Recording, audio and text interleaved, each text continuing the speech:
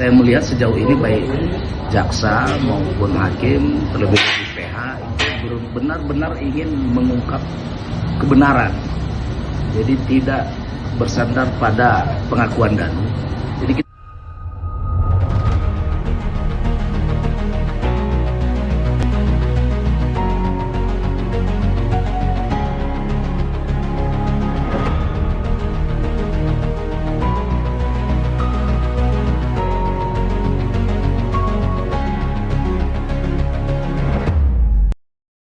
Permisi Pak Fidel, Assalamualaikum, salam kenal. Ini saya dari kontributor sahabat Misteri Mbak Suci.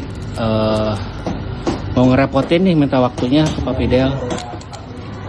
Mau nanya-nanya nih sebagai, jadi masyarakat pemerhati kasus Subang itu kan udah tahu Bapak itu sebagai netizen. Tanggapan Bapak nih, bagaimana setelah menjadi PH ABI nih pertama kemarin? Ya, itu aja. Ya. Tanggapan saya singkat, saya merasa tertantang untuk mencari kebenaran dalam perkara ini. Kalau lihat dari hasil sidang kemarin, saya belum menemukan satu pun indikasi yang menguatkan atau membuktikan adanya keterlibatan saudara Abi yang saat ini sudah dihadirkan di persidangan sebagai terdakwa. Sejauh persidangan yang kemarin ya. Itu aja Pak, ada lagi? Kerumitan tentang kasus ini Pak, apa bisa diceritain Pak? Nah, kalau kerumitannya terungkap kemarin bahwa TKP itu sudah terkontaminasi cukup parah. Salah satu yang sudah terungkap itu adalah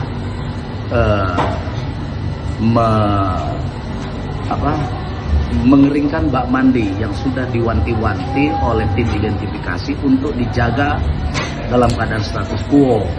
Itu terungkap di persidangan oleh saudara Asep Nugraha selaku ketua tim identifikasi pada saat awal penanganan perkara.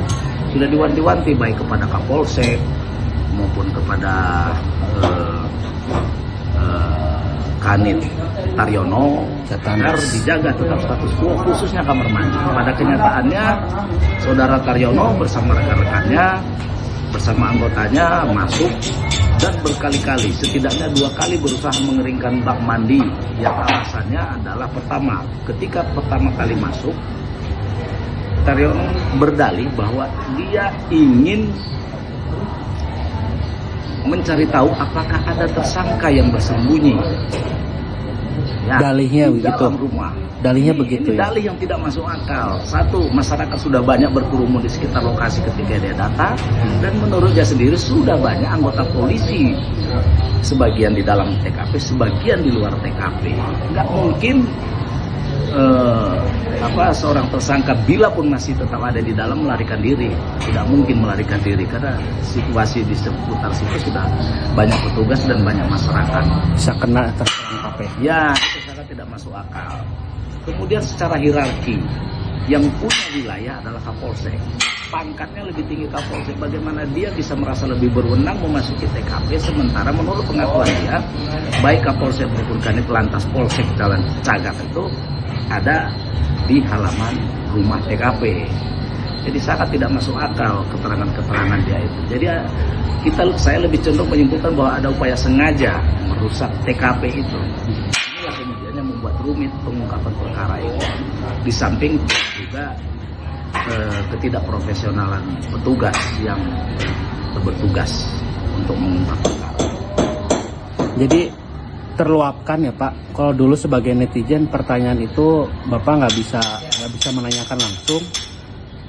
Ketika menjadi penasihat hukum ABI itu tersampaikan pertanyaan itu mungkin ya Pak. Unek-uneknya mungkin terkonfirmasi. Ya. Terkonfirmasi.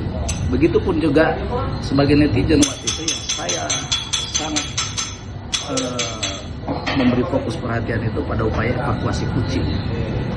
Karena di sana ada barang bukti yang jelas-jelas dipindahkan dari lokasi TKP. Ya. Gitu. Terakhir Pak, harapan Bapak atas pelaksanaan sidang ABI ini ke depannya kayak gimana? Saya ingin Dan saya melihat sejauh ini baik jaksa maupun hakim, terlebih PH itu benar-benar ingin mengungkap kebenaran. Jadi tidak bersandar pada pengakuan Danu. Jadi kita tidak peduli apapun konsekuensinya, apakah seseorang dijatuhin vonis atau tidak. Yang penting dalam proses persidangannya kebenaran lah yang terungkap. Tidak ada kebohongan, tidak ada rekayasa, tidak ada manipulasi. Itu harapan saya. Itu sama dengan netizen yang lain. Terima kasih, Mbak, waktunya mengganggu. Sahabat Misteri Mas Suci, terima kasih.